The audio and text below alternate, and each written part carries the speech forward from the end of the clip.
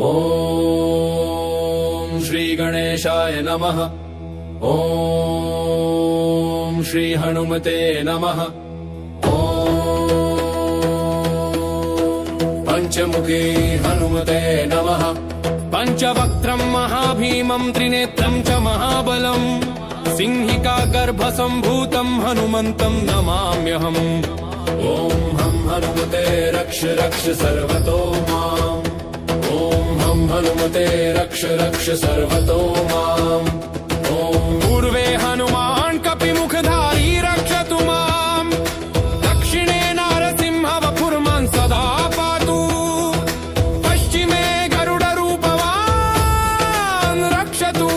उत्तरदिशि वराहरूप सदा रक्षतु माम्। पूर्वे हयग्रीवविग्रह पातु मे शिरः।